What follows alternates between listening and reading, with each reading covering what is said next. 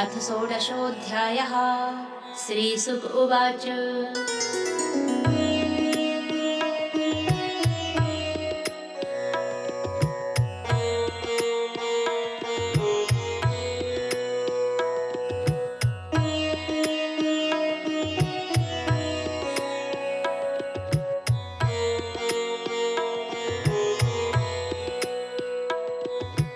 अथ देवो ऋषिराजन् सम्परीतं नृपात्मजं दर्शित्वेति होवाच ज्ञातीनामनुशोचिताम्।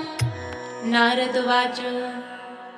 जीवात्मन् पश्य भद्रं ते मातरं पितरं च ते सुहृदो बान्धवास्तप्ताः शुचा त्वत्कृतया भ्रशम् कलेवरं स्वमाविश्य शेषमायुः सुहृद्वृतः भुङ्क्ष्व भोगान् पितृप्रत्ता नदितिष्ठ नृपासनम्। जीवोवाच।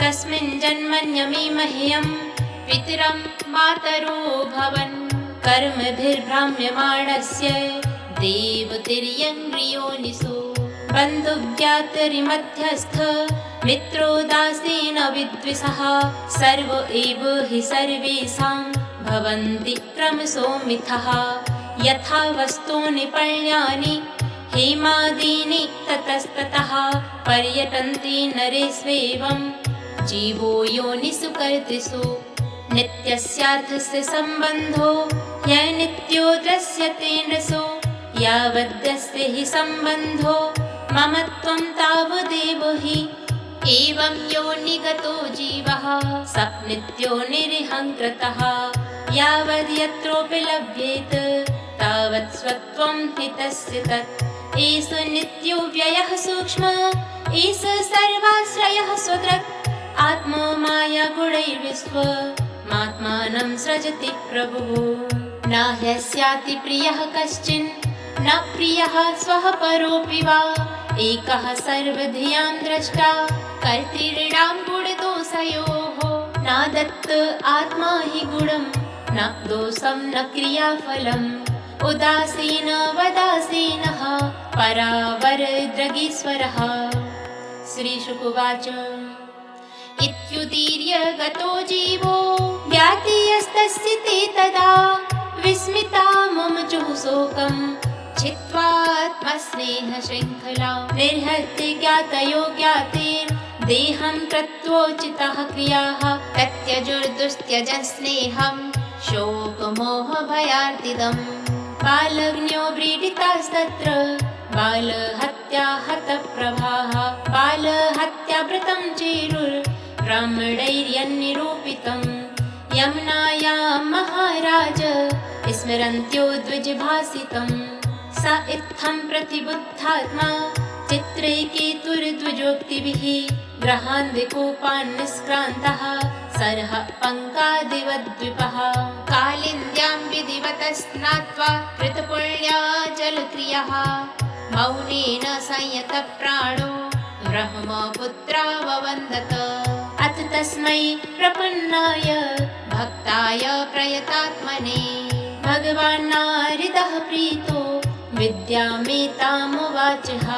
ॐ नमस्तुभ्यं भगवते वासुदेवाय धीमहि प्रद्युम्नाय अनिरुद्धाय नमः संकर्षणाय च नमो विज्ञानमात्राय परमानन्दमूर्तये आत्मा रामाय शान्ताय निवृत्तद्वैतद्रष्टये आत्मानन्दानुभूत्यैव न्यस्तशक्त्युर्मये नमः ऋषिकेशाय महते नमस्ते विश्वमूर्तये वचस्योपरिते प्राप्य या एको मनसा सह अनामरूपश्चिन्मात्रः सोऽव्यान्नः सदसत्परः यस्मिन्निदं यतश्चेदं तिष्ठत्यप्येति जायते मृण्मयेष्विव मृज्जातिस्तस्मै ते ब्रह्मणे नमः यन्न स्पृशन्ति न विदुर्मनो बुद्धीन्द्रियासवः अन्तर्बहिश्च विततं व्योमवत्तन्नतोऽस्म्यहम् देहेन्द्रियप्राणिमनोधियो मे यदंस विद्धाः प्रचरन्ति कर्मसु नैवान्यदा लोहिमिवा प्रतप्तं स्थानेषु तद्द्रष्टपदेशमेति। ॐ नमो भगवते महापुरुषाय महानुभावाय महाविभूतिपतये सकल सात्वत परिवृण निकर कर कमल कुड्मलोपलालित चरणारविन्दयुगल परम परमेष्ठिन् नमस्ते।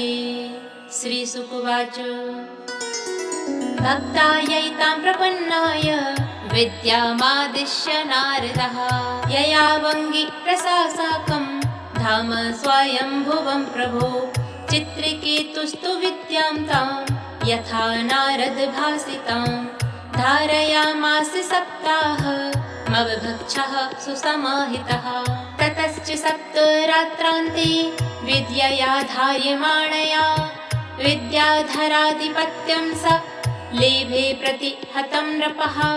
ततः कतिपयाहोभिर्विद्ययेद्धो मनोगतिः जगाम देवदेवस्य शेषस्य चरणान्तिकम्। मृणालगौरं सितिवाससं स्फुरत् किरीटकेयूरकटित्रिकङ्कणं प्रसन्नवक्त्रारुणलोचनं व्रतं ददर्श सिद्धेश्वरमण्डलैः प्रभुं।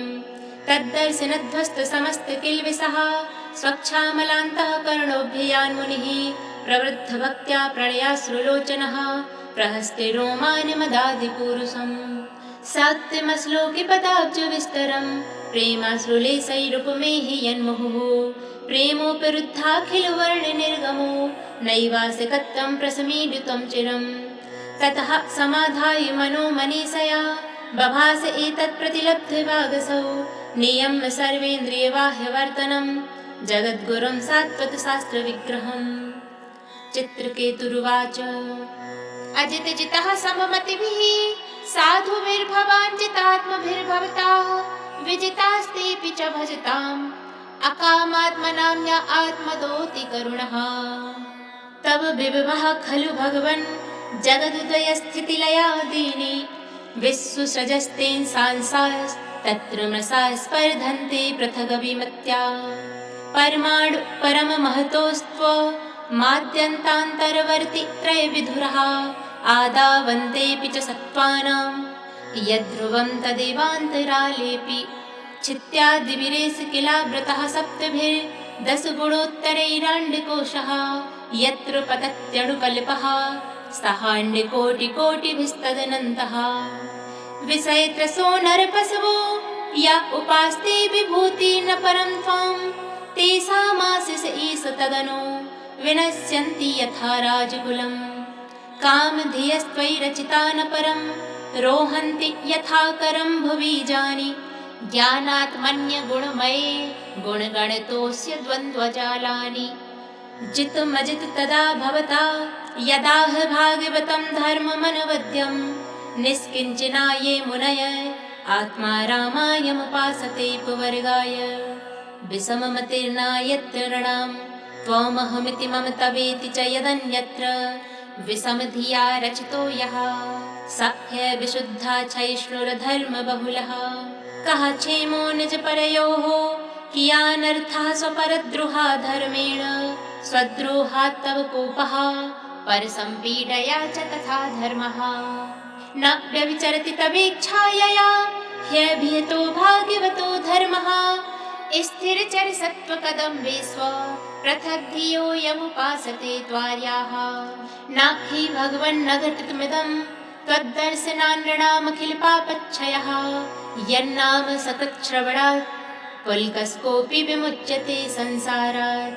अथ भगवन् वयमधुना त्वदवलोकपरिमृष्टाशयमलाः सुरऋषिणा यदुदितं तावकेन कथमन्यथा भवति।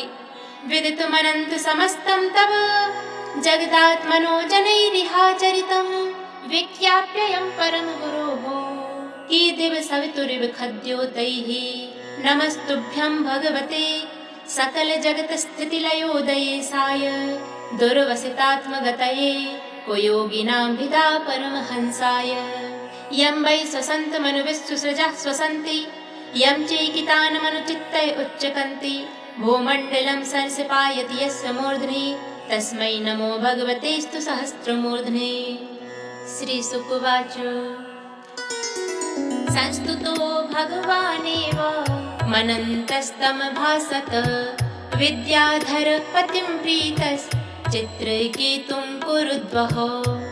श्रीभगवानुवाच यन्नारदाङ्गिरोभ्यां ते व्याहतं मेनुशासनं संसिद्धोऽसि तया राजन् विद्यया दर्शनाच्च मे। अहं वै सर्वभूतानि भूतात्मा भूतिभाविनः शब्दब्रह्म परं ब्रह्म ममोभे शाश्वती तनु लोके विततमात्मानं लोकं चात्मनि सन्ततम् उभयं च मया व्याप्तं मयि चैवोभयं कृतं। यथा सुसुप्तः पुरुषो विश्वं पश्यति चात्मनि आत्मानमेकदेशस्थं मन्यते स्वप्ने उत्थितः। एवं जागरणादीनि जीवस्थानानि चात्मनः मायामात्राणि विज्ञाय तद्द्रष्टारं परं स्मरेत्। येन प्रसुप्तः पुरुषः स्वापं वेदात्मनस्तदा सुखं च निर्गुणं ब्रह्म तमात्मानमवेहि माम्। उभयं स्मरतः पुंसः प्रस्वाप प्रतिबोधयोः अन्वेति व्यतिरिच्येत तज्ज्ञानं ब्रह्म तत्परम्। यदेतद्विस्मृतं पुंसो मद्भावं भिन्नमात्मनः ततः संसार एतस्य देहाद्देहो मृतिर्मृतिः लब्ध्वा मानसीं योनिं ज्ञानविज्ञानसम्भवाम्। आत्मानं यो न बुध्येत न क्वचिच्छममाप्नुयात्। स्मृतिविहायां परिक्लेशं ततः फलविपर्ययम् अभयं चाप्यनिहायां सङ्कल्पाद्विरमेत् कविः। सुखाय दुःखमोक्षाय कुर्वाते दम्पतिक्रियाः ततो निर्वृत्तिरप्राप्ते दुःखस्य च सुखस्य च। एवं विपर्ययं बुद्ध्वा नृणां विज्ञाभिमानिनाम् आत्मनश्च गतिं सूक्ष्मां स्थानत्रयविलक्षणां दृष्टश्रुताभिर्मात्राभिर्निर्मुक्तः स्वेन तेजसा ज्ञानविज्ञानसन्तुष्टो मद्भक्तः पुरुषो भवेत्। एतावानेव मनुजै योगनैपुण्यबुद्धिभिः स्वार्थः सर्वात्मना ज्ञेयो यत्परात्मैकदर्शनम्।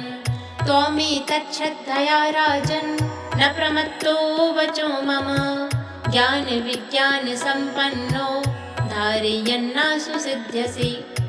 श्रीशुकवाच आश्वास्य भगवानित्थं चित्रकेतुं जगद्गुरुः पश्यतस्तस्य विश्वात्मा ततश्चान्तर्दधे हरिः। जय जय श्रीमद्भागवते महापुराणे पारमहंस्यां संहितायां षष्ठस्कन्धे चित्रकेतोः परमात्मदर्शनं नाम षोडशोऽध्यायः। श्रीकृष्णार्पणमस्तु।